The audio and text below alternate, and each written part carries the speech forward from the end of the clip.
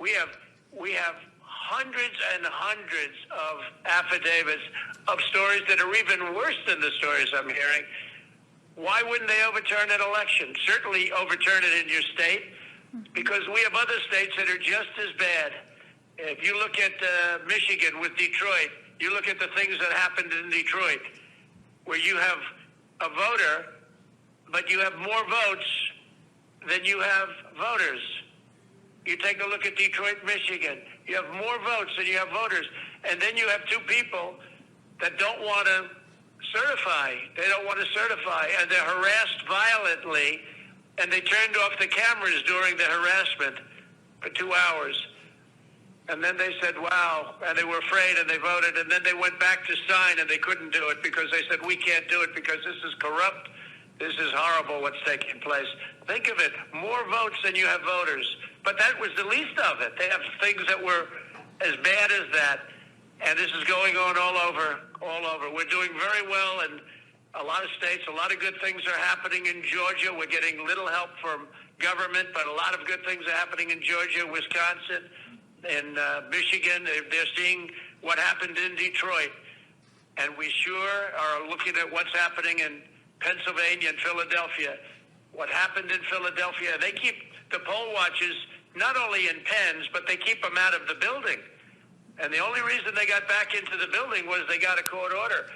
And then the definition of back into the building was very far away where they couldn't see anything. And they talk about closed circuit television, except you couldn't see it because the picture was so unclear you didn't even know what they were doing. They could have been playing a baseball game.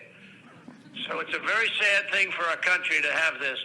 And they have to turn over the results. It would be easy for me to say, oh, let's worry about 4 years from now. No, this election was lost by the Democrats. They cheated. It was a fraudulent election. They flooded the market. They defrauded everybody of ballots. And I just want to thank everybody for being there. You're doing a tremendous service. This is a very important moment in the history of our country. And you're doing a tremendous service to our country.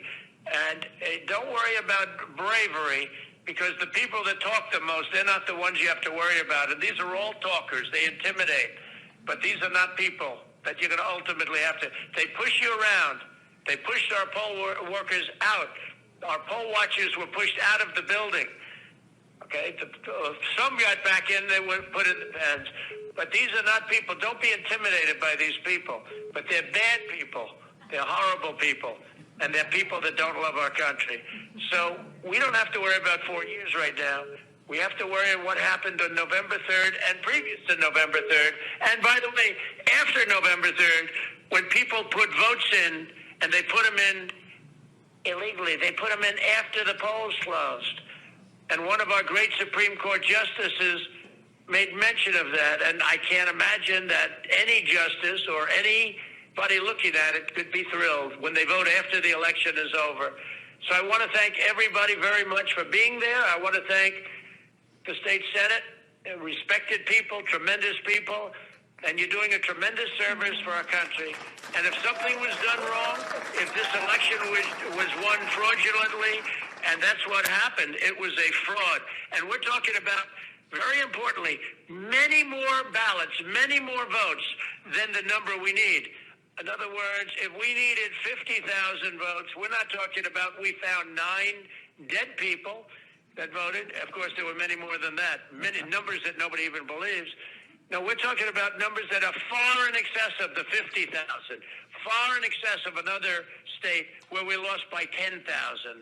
And they went absolutely wild because we got far more votes than they thought possible. And they've just stepped on the gas, and they got caught.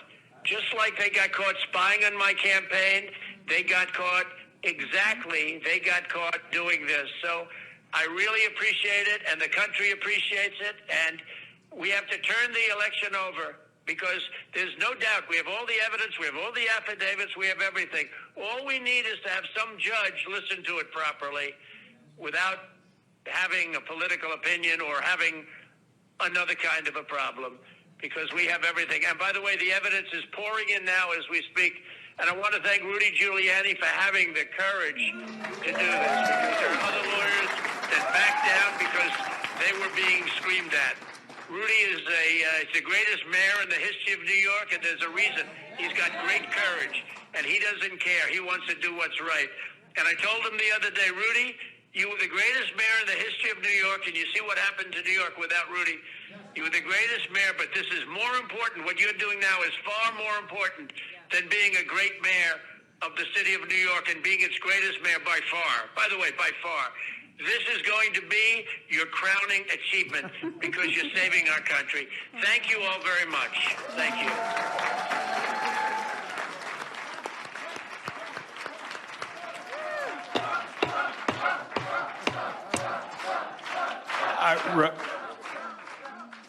I think what you've just heard guarantees that 100 years from now, that this is the most important public hearing ever held by this Senate committee.